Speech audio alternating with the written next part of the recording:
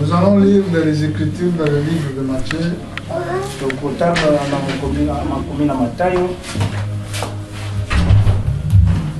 Au chapitre 31 jusqu'à 33. Chapitre 6, verset 31 jusqu'à 33. Matthieu 6, 31 à 33. C'est écrit. Ne vous inquiétez donc point et dites pas que nous mangerons-nous, que boirons-nous, de quoi serons-nous vêtus. Jusqu'à 33. Car toutes ces choses, ce sont les païens qui les recherchent.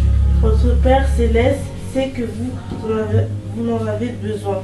Cherchez premièrement le royaume des cieux et la justice de Dieu, et toutes ces choses vous seront données par-dessus. Amen. Amen. Prenez place, Yassine. Nous saluons nos frères partout dans le monde. Et que Dieu vous bénisse tellement, vous bénisse richement. Ici, nous avons vu le passage de l'Écriture qui dit: ne vous inquiétez donc point, il ne dit pas que mangerons-nous et qui boirons-nous, dès que serons-nous vêtus. Omitungisate pona komitunga tokoya nini, tokomela nini, tokolata nini. Amen. Amen. Donc, ici nous avons vu que Jésus parlait pour les inquiétudes des apôtres. Et aujourd'hui, beaucoup d'hommes de Dieu ils tombent à cause des inquiétudes des choses du monde. Si les apôtres s'inquiétaient pour les choses du monde, ça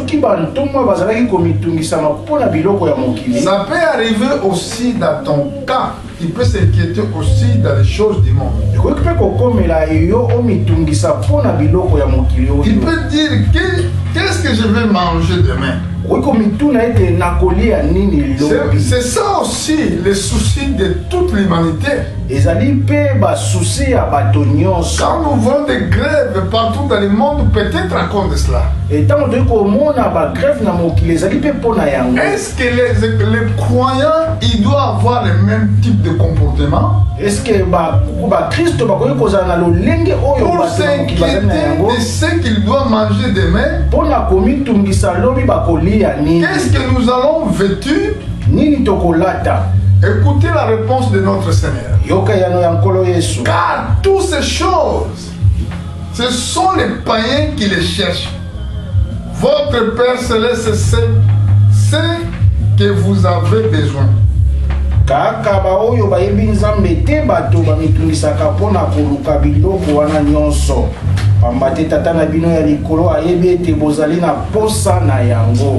Bon, ici je m'adresse aux croyants qui font la politique. Ils font la politique pour dire au peuple. Bon, si je vais voir, quand je serai élu comme président de la République, quand je serai élu comme député, quand je serai élu comme ministre, je ferai ça, je vous donnerai ça, je ferai ça. Soki boponi ngai lokola mokonzi ngai na kosalela bino eloko boye na kosalela bino likambo boye. Mais je vous dis qu'il vous ment. Personne ne peut donner du pain à quelqu'un d'autre si ce n'est pas Dieu qui le fait. C'est Dieu seulement qui peut vous donner ce que votre cœur désire. Ce n'est pas non plus ton frère, même vous êtes né, même père, même mère. Même ton père, il ne peut pas te donner ce que Dieu peut te donner. Regardez ce que Jésus avait dit. Car toutes ces choses, ce sont les païens qui les cherchent. Mais votre Père Céleste reste, c'est ce que vous avez besoin. kaka baoyo bayebi nzambe te bato bamitungisaka mpona koluka biloko wana nyonso amba te tata na bino ya likolo ayebi ete bozali na posa na yango. Cherchez premièrement les royaumes et la justice de Dieu, et toutes ces choses vous seront données par-dessus. bolukaka liboso kokoma bato ya bokonzi na ye mpe kosala makambo ye alingaka bongo ye akopesa bino biloko mosusu oyo etikali. Il y a des choses qu'on cherche. Il y a des choses qui se donnent. Ce qui concerne la richesse matérielle, ce n'est pas le sujet à vous de s'inquiéter. Vous devez chercher premièrement le royaume de Dieu. Mais comment tu peux chercher le royaume de Dieu? Le royaume des cieux, ça veut dire Dieu t'accepte dans son royaume. Mais comment Dieu va t'accepter dans son royaume? Alors, première chose, tu dois aimer la parole de Dieu. La Bible déclare, celui qui m'aime gardera ma parole. Et mon Père vous aimera. Nous viendrons vers lui, nous ferons d'autres demeures.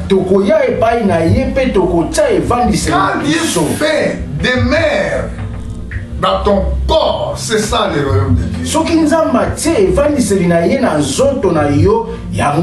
C'est ça les sceaux de la promesse. Mais les choses matérielles, vouloir comme non, il sera vous donné. Bon, premièrement, à ces pasteurs satanistes, à ces hommes de Dieu qui vont aller derrière, courir derrière les richesses du monde.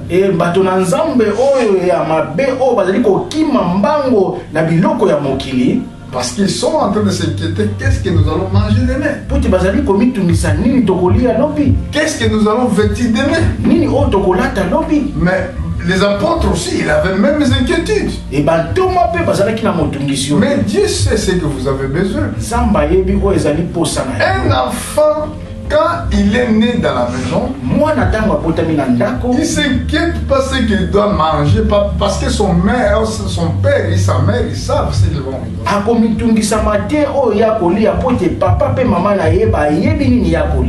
Et c'est la même chose si Dieu il est notre Père. Nous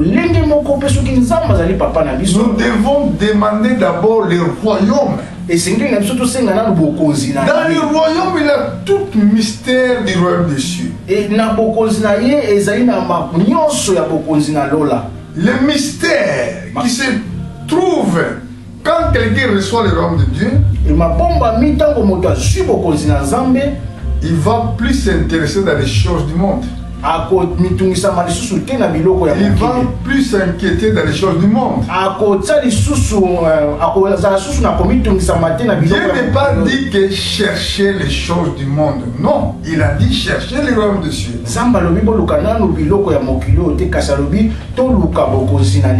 Et Dieu, il est fidèle. Il ne change pas. Quand il vous a dit chercher premièrement le royaume de Dieu, c'est ça que vous devez faire. Vous devez chercher premièrement à voir le royaume de Dieu. Si vous avez le royaume, alors c'est là que lui, il va accomplir ce qu'il avait promis. Tout le reste des choses, le travail, mariage, maison et le reste des choses, il vous sera donné par-dessus. Il a dit au verset 34, ne vous inquiétez donc pas du lendemain, car lendemain aura soin de lui-même. Et chaque jour suffit sa peine.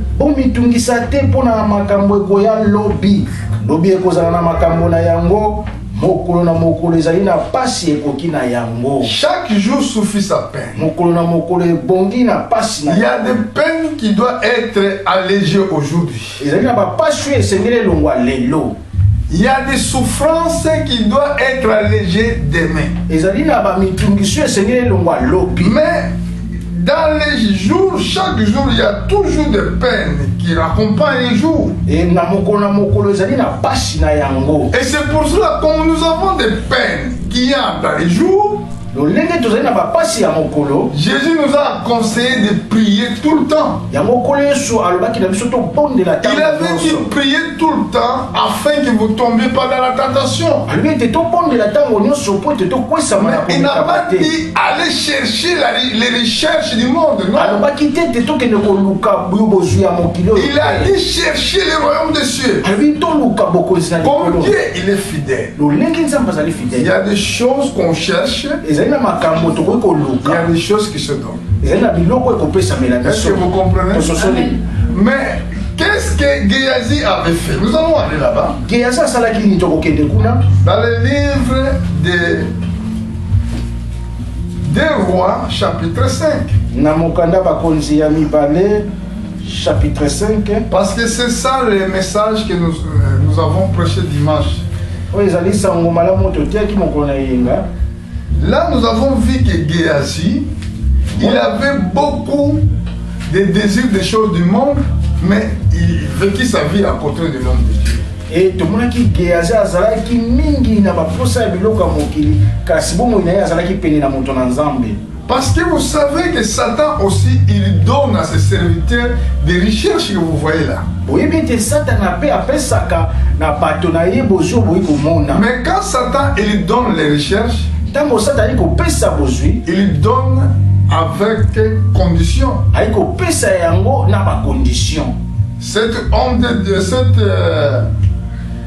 Cet homme-là, qui s'appelle le nom de Nama, il est venu vers l'homme de Dieu pour être guéri à sa malade de lèpre. Mais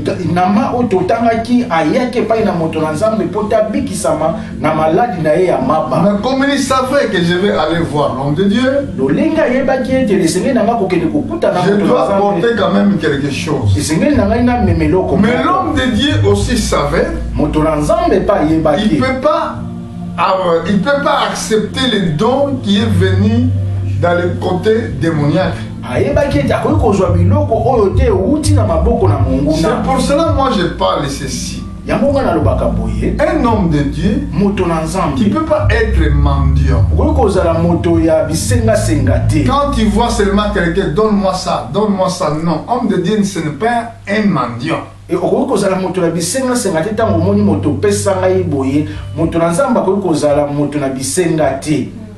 David avait dit, j'étais jeune. Maintenant j'ai vieilli. J'ai jamais vu un juste de Dieu abandonné, ni ses enfants mendiants. Les satanistes, ils savent très bien, si nous allons ramener l'argent des richesses du monde, on va gagner beaucoup de gens dans notre royaume.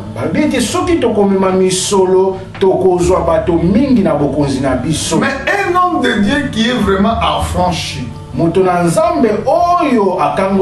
qui est né de nouveau, qui est baptisé du Saint-Esprit, ce n'est pas un mendiant. Tu ne peux pas le corrompre pour lui donner une voiture. Oh, je vais te donner une maison.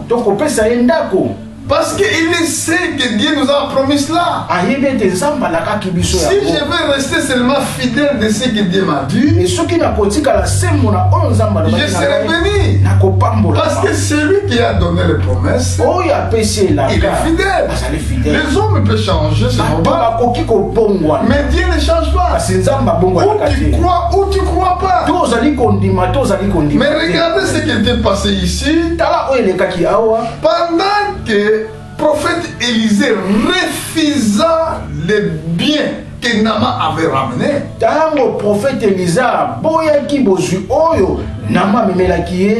il y avait Géasi dans son coin.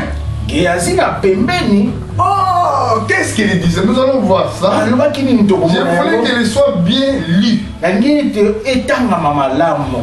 Chapitre 5, versets 17 et 18. Alors Naaman dit, puisque tu refuses, permets que l'on donne de la terre à ton serviteur, une charge de 2 mulets, car ton serviteur ne veut plus offrir à d'autres dieux, ni d'holocauste, ni sacrifice. Il n'en offrira qu'à l'Éternel.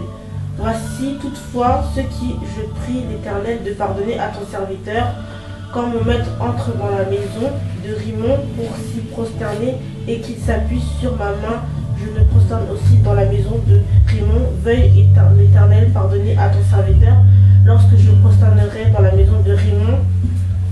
C'est bon. Amen. Amen. Voilà cet homme. Il est venu afin qu'il soit guéri à sa malade. Il est venu tout simplement pour qu'il soit guéri à sa maladie. Mais pas pour être guéri dans son âme. Il voulait continuer même vie. Une fois qu'il était guéri, il ne savait même pas que c'est Dieu seulement qui peut guérir les malades. Il voulait continuer dans son route. Regarde, après quand il a rencontré le prophète Élisée, il a commencé à donner le présent. Type quelqu'un qui payait sa guérison. Mais la guérison de notre Dieu, c'est gratuit. J'entends beaucoup de gens, ils disent qu'évangile, pour prêcher l'évangile, ce n'est pas gratuit. Qui t'a dit ça?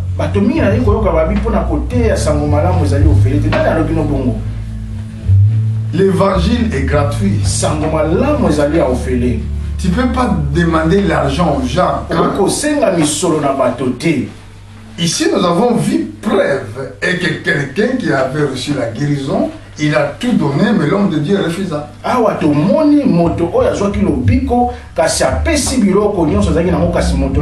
vous qui faites des campagnes, vous les faites dans les stades. Mais là, dans les stades là où vous faites les campagnes, c'est les endroits déjà été sacrifiés pour les démons. Les salles là, des terrains de foot. Et deuxième chose, quand vous les faites, vous obligez les gens de donner des offrandes. C'est exactement ce qui passe ici. Vous ne devez pas demander les offrandes quand c'est ce travail de guérison. Non. Chaque chose à sa place. Mettez chaque chose à sa place.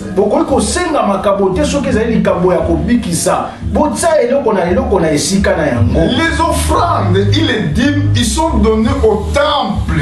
Mais dans les endroits où on peut utiliser pour prêcher l'évangile, pour guérir les gens, on ne peut pas commencer à demander encore l'argent. Mais ce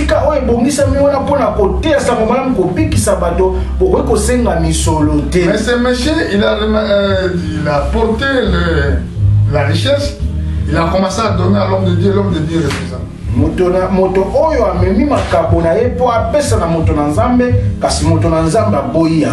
Et deuxième chose, il disait que voici toutefois ce que je te prie, l'Éternel, de pardonner à ton serviteur. Quand mon maître entre dans la maison de Rimon pour se prosterner et qu'il s'appuie sur sa main, je prosternerai aussi dans la maison de Rimon. Veillez l'Éternel, pardonner à ton serviteur lorsque j'ai prosterné dans la maison de Rimon. Ça veut dire quelqu'un qui a refusé même le pardon que Dieu avait accordé. Parce que même il reconnaît qu'à Israël il y a un Dieu, mais lui il voulait continuer à aller adorer ce Dieu qu'on appelle Rimon. ataya asosolaki ete na Israël ezali na nzambe kasi alingaki kokontinue kokende kokumbamela nzambe oyo na kombo ya Rimon. Si vous allez chercher de connaître ces mots, c'est Dieu qu'on appelle Rimon. Soki bolingi koluka koyeba nzambe bayi kobenga nzambe Rimon. C'est type comme Dieu de Baal. Ale lokola nzambe ya Baal. C'est un démon de orage et de pluie. Azali nzambe moko ya bambonge pe ya bambula. Voilà cet homme qui va prosterner devant le faux Dieu. Mais Géasi, le serviteur d'Élysée, homme de Dieu, s'est dit lui-même, oh, voici mon maître. Il ménage Naaman. Verset 20. Verset 20. C'est Syrie et il n'accepte pas de sa main ce qui avait apporté l'Éternel est vivant. Je courirai après lui et j'obtiendrai quelque chose. Géasi mosali ya Élysée amilobi mokonzi na ngai aboyi kozwa makabo nyonso oyo Sirie wana amemelaki ye na kati seleka na kombo ya Yawe ya bomo ete na kolanda ye pona kamata ata eloko moko epai na ye. Quand il a suivi Naaman, tango ya landaki Naaman, il est parti mentir. Akei kokosa. Il est parti dire qu'après quand il est sorti, il y a des hommes qui sont sortis à la montagne d'Ephraïm et sont venus et mon maître m'a dit que je vais le lire afin de se dire comme le dit les Écritures. Et au verset 21, je vais commencer. Géasi courant après Naaman, Naaman le voyant courir après lui, descendit de son char pour aller à sa rencontre. Il dit, tout va bien? 21. Bongo Géasi alandi Naaman okitango Naaman amoni ete Géasi azali kolanda ye akiti noki na charrette na ye pe ayei kokutana na ye atuni ye likambo nini. Regardez quelqu'un qui était vraiment joyeux parce qu'il était guéri. Quand il a vu l'homme de serviteur d'Élysée courant, il a descendu même de sa char pour aller le voir. Mais tout va bien, monsieur. Qu'est-ce qui se passe? Tala moto ya bikisamaki na bokono na ye tango amoni mosali na nzambe ya Élysée azali kolanda ye akiti na mpunda na ye pe atuni ye likambo nini. Écoutez, première chose, les mensonges ne peuvent pas demeurer où les enfants de Dieu ils sont. Et le fruit des mensonges, ça montre que c'est les enfants de Satan. Jésus avait dit, vous avez le père Satan. Parce que c'est lui le père de mensonges. Satan est le père de mensonges. Comment tu peux humilier un homme de Dieu qui fait correctement son travail? Il avait refusé. Et toi tu vas courir pour aller mentir. Et tu dis que Dieu est avec toi. Vous croyez que Dieu c'est un Dieu de menteur? Il a dit ici, il a répondu, tout va bien mon maître, mais m'a envoyé te dire, voici il vient arriver chez moi des jeunes gens de la montagne d'Ephraïm, d'être les fils de prophètes. Donnez pour eux, je t'en prie, une talent de l'argent et des vêtements de rechange. Géasi azongisi likambo ezali te kaka mokonzi na ngai moto atindi ngai nayebisa yo ete bato mibale ya lisanga ya baprofete bamipesa na nzambe bayeye epai na ye bauti na bangomba ya Efraim. Asengi yo otindela ye bakilo 300 ya argent pe bilamba mibale ya feti po apesa bango. Naaman, comme il était content de sa guérison, il a pris la richesse, il a tout donné à ses hommes. En plus, il a donné les 2 serviteurs pour l'accompagner jusqu'à sa maison. Nama lokola zaki na sengo ya lobiko na ye azwi nyonso zaki nango apesi pe apesi basali mibale bakende na ye elongo. Quand ils sont arrivés, les serviteurs de Naaman, ils sont retournés. Il a tout pris, il a gardé ça sans révéler à Élisée. Et tango bakomi basali na Nama batiki pe bazongi ye azwi nyonso alebisi ata mosakoli Élisée eloko moko te. Maintenant, quand il a fini de faire cette magouille, il est parti voir maintenant les prophètes. Et tango ya sili kosala lokuta oyo akei kokutana na Le mosakoli. prophète le demande, où vient-il? Mosakoli atuni ye outi wapi? Lui il a répondu, ton serviteur n'était ni à gauche ni à droite, il était à côté. Abeti nazalaki pene mosika te kasi nazalaki kaka pe. Voilà le mensonge. Tala lokuta. Le nom de Dieu est blasphémé à cause de nous ou à cause de vous. Et kombo na nzambe ezali kofingama mpo na bato na nzambe ya lolenge oyo. Comment tu peux dire le mensonge? Tu es parti mentir devant Naaman, tu viens de mentir devant un homme de Dieu. Lolingi no koloba lokuta, okoki koloba lokuta liboso na Naaman, pe oye koloba lokuta liboso na moto na nzambe. Mais avec les hommes de Dieu, les vrais hommes de Dieu, les mensonges ne marchent pas. Et bato na nzambe ya solo lokuta etambolaka te. Les jours Anania et Saphir, ils voulaient mentir à Pierre. Tous ils sont morts. Mokolo Ananias na Safira balingaki kokosa na Petelo bango nyonso bakufa. Mais écoutez maintenant ce qui était passé ici. Yoka oyo elekaki awa. Toi qui suis les hommes pour l'argent. Yo moto ozali kolanda bato mpona misolo. Toi qui prêches pour intérêt de gagner l'argent du monde. Yo moto ozali koteya mpona kozwa Écoutez la parole de Dieu. Yoka liloba na nzambe. Prêchez gratuitement. Teya ya ofele.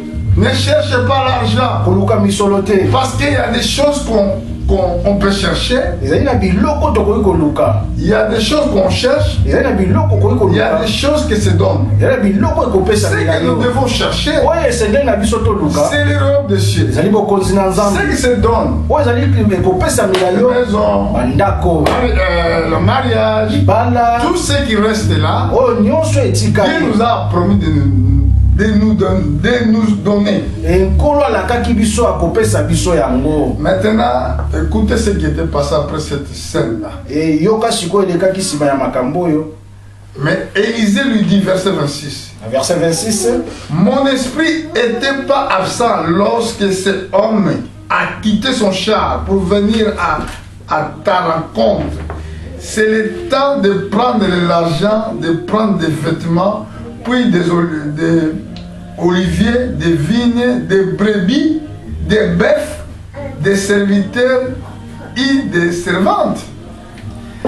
Les lèpres de Naaman s'attachera à toi et à ta postérité pour toujours.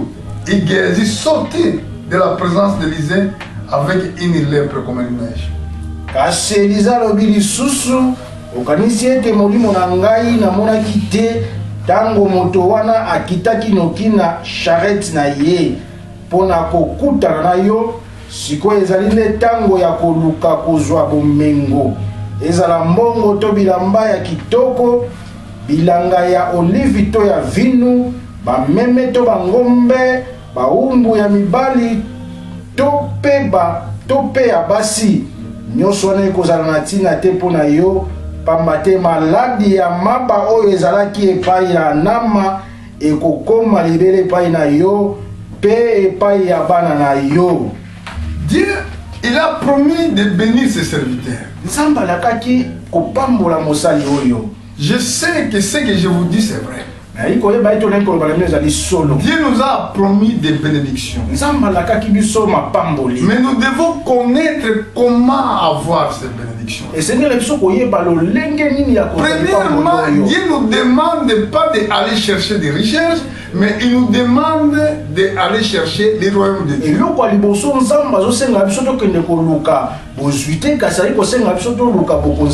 a des gens, on sait quand ils viennent dans l'église pour la première fois. Il ne vient pas pour avoir les saluts de son âme, il vient pour chercher Oh, je voulais me marier, je voulais trouver un bon mari, je voulais trouver une bonne femme, mais pas pour chercher d'abord les salut de son âme. Hamba zali koya na etonga zali koya koluka lobiko ya molimo na yete kasa zali koya koluka libala luka mwasi to luka mobali. C'est très différent les gens comme cela. Ezali différent na bato ya C'est très difficile les gens qui se comportent de telle sorte. Ezali pasi na bato ba yiko memoma na Parce que le but d'évangile ce n'est pas pour avoir la richesse du monde, non, mais pour avoir les royaumes des cieux. Tina ya sango malamu ezali te pona kozwa biloko ya mokili oyo kasi kozwa bokonzi na mais si tu vas rester fidèle, et aussi tu vas comprendre le but de l'évangile, crois-moi frère, tu seras béni. Et soki yo kotikala sembo pe oyebi tina ya sango malamu limelanga yo kopambola. Regardez dans le Deutéronome. Dieu ne change pas sa façon de faire. Il est Dieu des promesses. Ce qu'il a fait avec Israël, il le fera aussi dans l'église des nations. À tous qui sont les enfants de Dieu. Vos études, ça ne vous donnera pas les réussites. Vos connaissances que vous avez, ça ne vous donnera pas les réussites. Pourquoi vous voyez qu'un président de la République, ou les gens qui restent longtemps à l'école, après quand il sera peut-être dans le gouvernement, mais il sera quand même dans l'occultiste. Pourquoi? La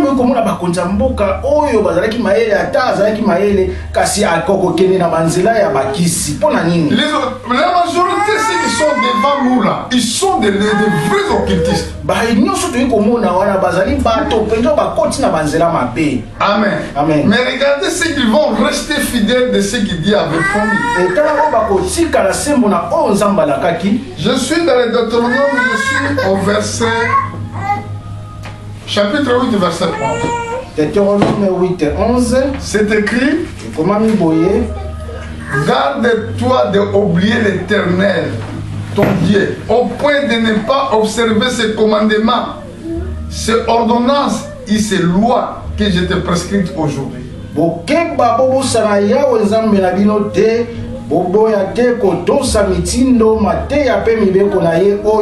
Là, il avait promis la bénédiction aux enfants d'Israël. Mais souvent, quand nous sommes beaucoup bénis, c'est là que nous sommes devenus orgueilleux.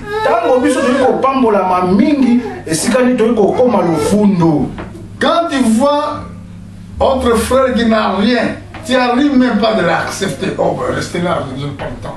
Et tant principalement quand nous avons de grosses voitures, quand nous avons de belles maisons, c'est là que nous commençons à négliger les autres. Pour voir pasteur, tu as besoin d'avoir audience. Les gens, il y a des croyants, il y a des hommes de Dieu peut-être qui peuvent venir chez toi maintenant. Oh, je n'ai pas le temps pour les recevoir parce que j'ai beaucoup de rendez-vous.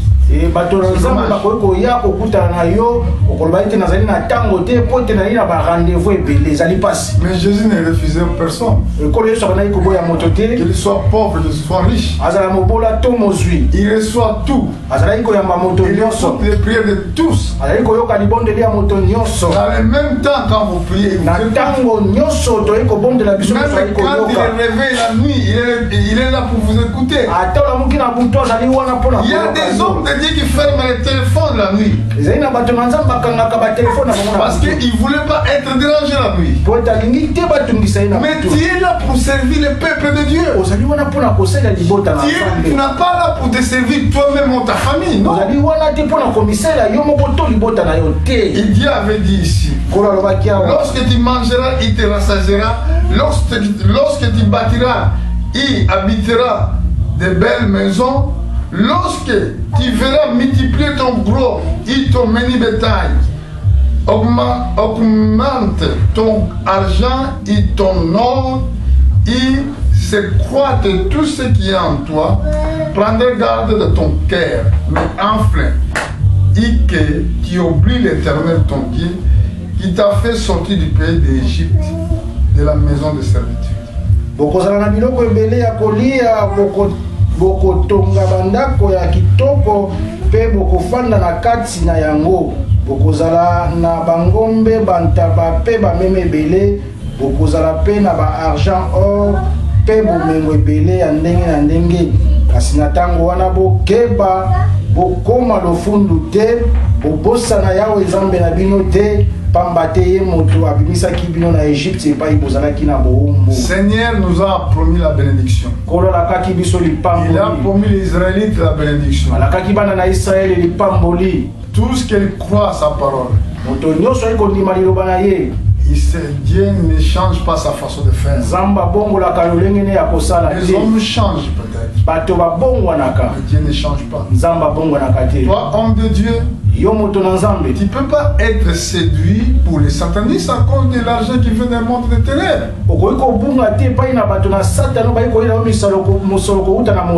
Gardez seulement précieusement la parole de Dieu. Comme Dieu avait dit à Josué, tu vas observer la parole de Dieu. Et gardez-la selon ce que mon serviteur Moïse a écrit. Tu ne te tournes ni à gauche ni à droite afin de réussir dans tout que tu entreprendras. Dieu, il est fidèle. Il demande les serviteurs de Dieu doivent être fidèles. Au chapitre Deutéronome chapitre 28 verset 1, il a dit, il a dit, si tu obéis la voix de l'Éternel ton Dieu, en observant, en mettant en pratique tous ces commandements que je te prescris aujourd'hui, l'Éternel ton Dieu te donnera la suprématie sur toutes les nations de la terre. Soki bozali kotosa penza maloba ya Yawe Nzambe na bino, soki bozali kosalela mibeko na ye nyonso oyo nazali kopesa bino lelo, wana nde Yawe Nzambe na bino akokomisa bino ekolo ya liboso na kati ya bikolo nyonso ya mokili pe akopesa bino bolambo oyo. Il a dit, voici toute la bénédiction qui se répandront sur toi et qui seront ton partage lorsque tu obéiras la voix de l'Éternel ton Dieu. Tu seras béni dans les villes, tu seras béni dans les campagnes. Même dans les champs là, tu seras béni. Il faut que tu aies cette promesse-là de bénédiction. Pourquoi tu dois tourner vers les yeux, vers les hommes? Tu vas envier les richesses des hommes du monde. Il faut que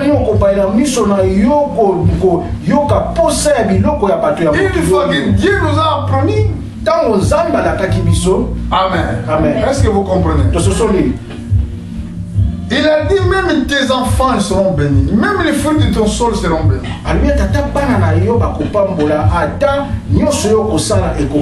Ta corbeille, ton housse, tous seront bénis. Tu seras béni à ton arrivée, tu seras béni à ton départ. L'Éternel donnera la victoire sur tes ennemis quand ils se lèveront contre toi. Ils sortiront contre toi par un seul chemin. Ils fuiront devant toi pour ce chemin. Tango banguna bakobundisa bino Yawe akokwisa bango na miso na bino soki baye na nzela moko bakokima moto na nzela na ye. Éternel ordonnera la bénédiction d'être avec toi dans tes greniers, dans toutes tes entreprises. Il te bénira dans le pays que l'Éternel ton Dieu te donne. Yawe Nzambe na bino akobatela bisika bokozala kobomba bilei na bino na bamboka oyo akopesa bino akokokisa misala na bino nyonso. Tu seras la tête et non la queue. Okozala motoka simokila te. Tu seras pas mendiant. Okozala moto na kosenga senga. Même aujourd'hui tu n'as rien, reste fidèle. Ata lelo zaina iloko moko te tika na semo. Même aujourd'hui tu vois comme tout ne marche pas, mais souviens-toi que Dieu a dit Ne vous inquiétez pas pour l'endemain. L'endemain prendra soin d'elle-même. Et chaque jour suffit sa peine. Ata ozali komona lelo loko moko te ezali kotambola komitungisama te yoyoka maloba na nzambe alobi ete bomitungisama te mpona moko na lobi komilenge ya mayango moko. Parce que nous sommes bénis dans les toutes bénédictions dans les lieux célestes. Poete to pambolami na mapamboli nyonso ya likolo. Notre bénédiction ce n'est pas physique. Et les pamboli na biso ezali oyo ya boye te. Si c'est physique, c'est bénédiction que Satan donne. Non, c'est bénédiction spirituelle. Soki ezali oyo ya boye ezali oyo Satana apesaka. Oyo ya biso lipamboli ezali ya molimo. Les enfants d'Israël même, Bana na Israël, quand ils sont sortis dans l'Égypte, ils ne savaient même pas qu'est-ce qu'il doit manger. Mais Dieu avait déjà prévu. Au ciel, il y a des vrais cuisiniers. Ils préparaient mal. Ils voyaient seulement manne tomber. Ils ne savaient pas où sortait cette manne-là. C'était chaude. C'était tellement merveilleux. Quel français que je peux utiliser? C'était délicieux. Ils mangeaient. Mais ils ne se posaient pas de questions. Mais il venait où cette manne? Qui préparait ça? Ne vous inquiétez pas pour l'endemain. Oh, j'attends le mariage, l'homme ne vient pas. Attends-toi, Dieu ne s'inquiète pas pour l'endemain. Première chose, il doit chercher les royaumes des cieux. Pas mariage. Pas le travail. Le travail viendra. La bénédiction viendra. La maison viendra. Va chercher les royaumes des cieux. Pendant que tu vas avoir les royaumes, propre royaume, ça va débloquer ce qui manque pour toi. David, il avait bien compris ça. Regardez, David a dit dans le livre du psaume. Nous allons aller là-bas dans le livre de Psaume. Au chapitre, je crois, 127. Je ne sais pas si c'est ça, mais je vais regarder quand même.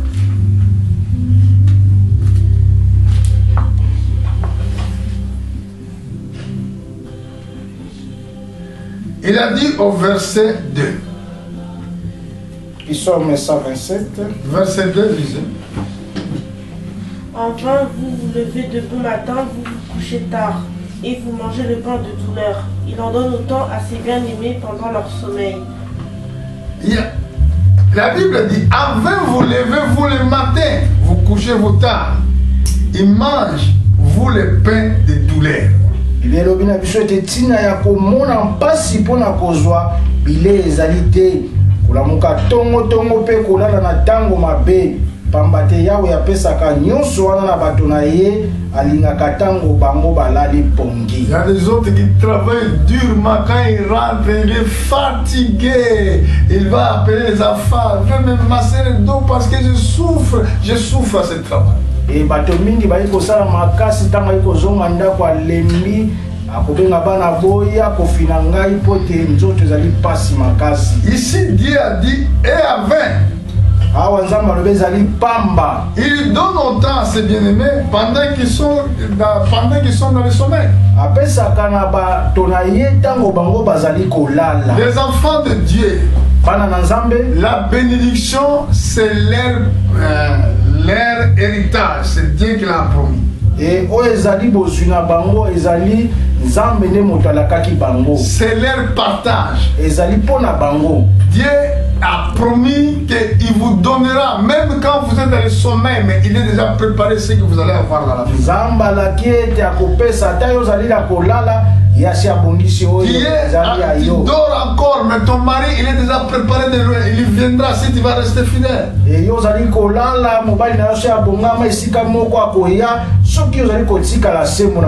Ta bénédiction viendra à l'état que vous ne savez pas. Ce que nous devons faire, nous devons rester fidèles de ce que Dieu nous a promis. Il y a des choses qu'on cherche, il y a des choses qui se donnent. Quand tu viens à l'église, tu ne cherches pas les mêmes jours, tu vas avoir les mariages, tu dois avoir l'argent. Non, ça ne marche pas comme ça. Tu dois travailler d'abord dans les moissons. Pour recevoir ton paye. Toi, tu n'as jamais travaillé, tu voulais gagner le paye comment? Tu dois travailler dans les moissons. Tu vas souffrir d'abord dans les moissons. Quelle moisson que j'ai envie de parler? Dans les moissons de Dieu. Dans le service de Dieu. Dieu nous a promis. Vous servirez l'Éternel votre Dieu. Il bénira votre paye et votre paix. Il honorera les maladies au milieu de toi. Dans ton pays, il n'y aura ni femme qui avorte ni stérile. Il remplira le nombre de vos jours. C'est la promesse de Dieu. Celui qui nous a promis les fidèles. Pour aller porter l'évangile. Ne demande pas l'argent. Prêchez, donnez gratuitement. Matthieu chapitre 10, verset 7. C'est écrit, vous avez reçu gratuitement.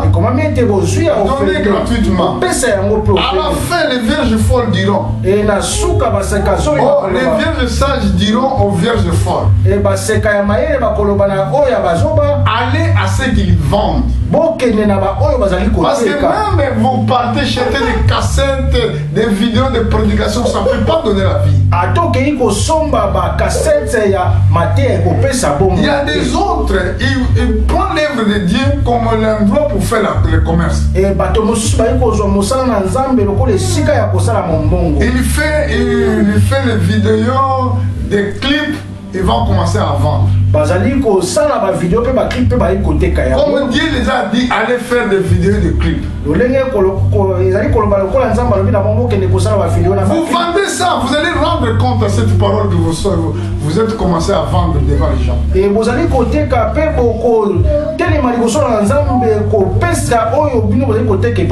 Bon, regardez par exemple. Je vais aller dans le livre de Matthieu. Je vais aller rapide pour finir ma prédication. Ce qui fait que les hommes de Dieu aujourd'hui ils sont devenus des satanistes. Pourquoi? C'est à raison de gagner l'argent.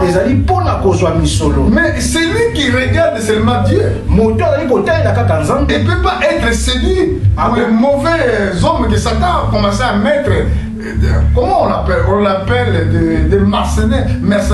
On ne peut pas tomber dans le pied des mercenaires. Regardez bien ici. Si vous êtes dans les chemins de Dieu, oh, vous êtes déjà tombé. Je suis dans les livres de Matthieu au chapitre 10. Matthieu 10. Regardez ce que la Bible dit.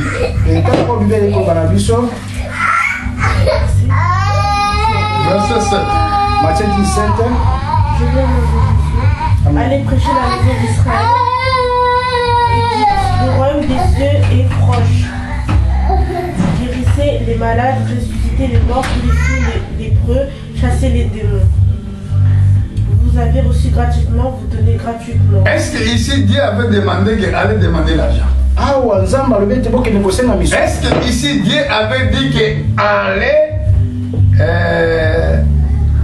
faire des vidéos pour aller vendre?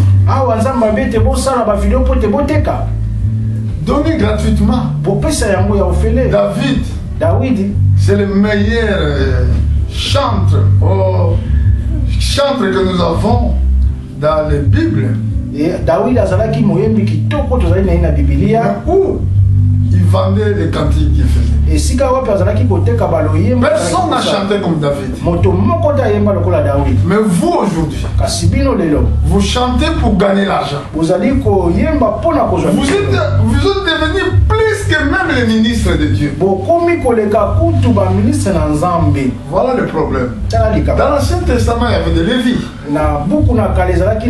qui chantaient pour Dieu. Est-ce qu'ils demandaient l'argent? Non. Regarde ce qui va se passer. C'est l'esprit de l'air. Mon esprit attend.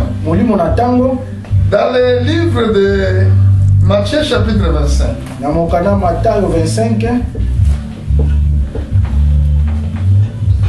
Nous allons voir encore quelque chose.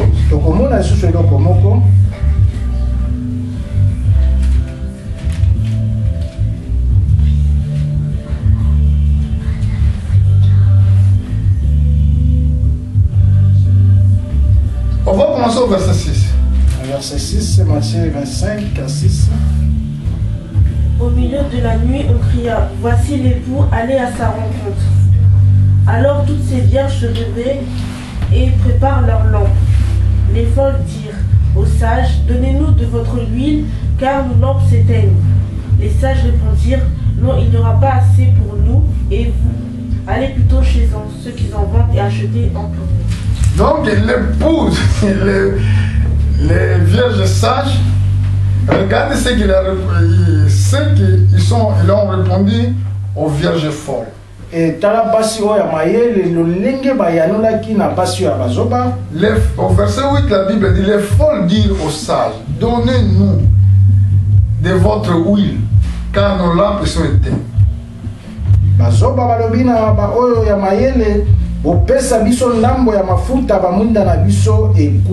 L'huile. Donnez-nous de l'huile. Qu'est-ce que l'huile? C'est la révélation. Qu'est-ce que l'huile? C'est le baptême du Saint-Esprit. C'est ça que nous devons avoir. C'est ça que nous devons chercher. Cherchons le royaume de Dieu. Oh, ici, nous avons vu ce qui était passé. Les sages répondirent, non, il n'y aura pas assez pour nous et pour vous. Allez plutôt chez ceux qui vendent et achetez. Achetez pour vous.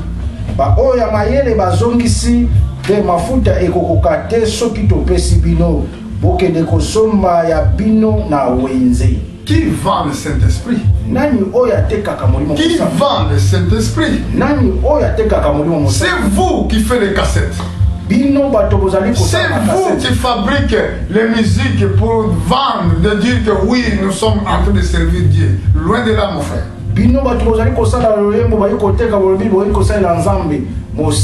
Personne ne peut vendre le Saint-Esprit. Nous allons voir Actes des Apôtres chapitre 8. Nous allons commencer au verset 9. 8 à 9.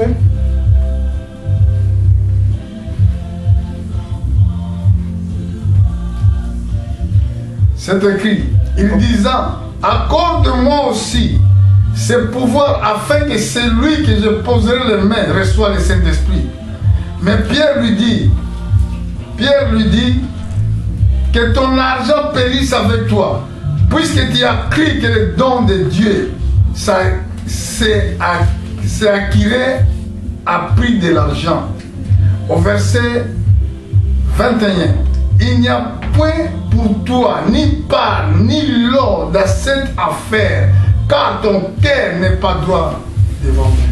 Alors bibo pesa ngai penguya oyo posoki na teli moto maboko azwa molimo mosanto kasi Pierre azongiseli ye kende kokufa yo na mbongo na yo okanisi ete okoki kosomba likabo ya Nzambe na mbongo ozwi ata ndambo te na bomengo oyo Nzambe akabeli biso pamba te motema na yo ezali malamu te na miso na Nzambe. Quand le cœur est corrompu, et tango motema na yo ezali corrompu, c'est là que vous commencez à demander l'argent. Et si kanyo bani ko senga misolo, quand tu es devenu trop riche, Et tant qu'on commis moto na moto. C'est là que va se révéler l'esprit d'orgueil en toi. Et si quand le fond de commis ça. C'est là que tu vas commencer à minimiser le peuple de Dieu. Et si quand on va na kokitisa libo c'est là que tu dois dire que non, pour me rencontrer il faut avoir l'audience. Et si quand on va na kolobate pour na kokuta na ngai sendeli audience. C'est là que tout autour de toi il y a des gardes, personne ne peut rencontrer un homme de Dieu. Et que ça m'a été peine na yo comme na ba batelami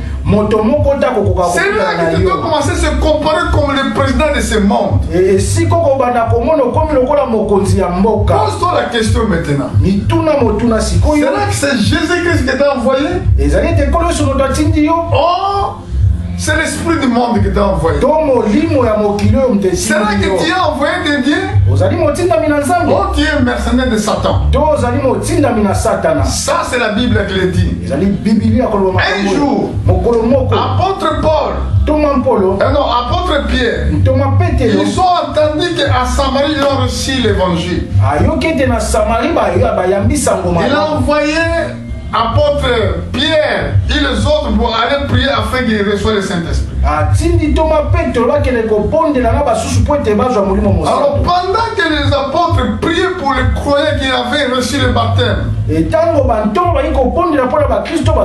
afin de recevoir le baptême du Saint-Esprit, il y avait un magicien au nom de Simon. Il dit aux apôtres, accorde-moi aussi ce pouvoir, afin que celui que je vais poser les mains reçoive le Saint-Esprit. Mais Pierre lui dit que ton argent périsse avec toi. Vous voyez, ton argent périsse avec toi. Ça veut dire vous que vous voulez l'argent. Vous allez périr avec ça. Puisque tu as cru que le don de Dieu s'acquirait à prix de l'argent. Il n'y a point pour toi ni part ni lot dans cette affaire. Car ton cœur n'est pas droit devant Dieu.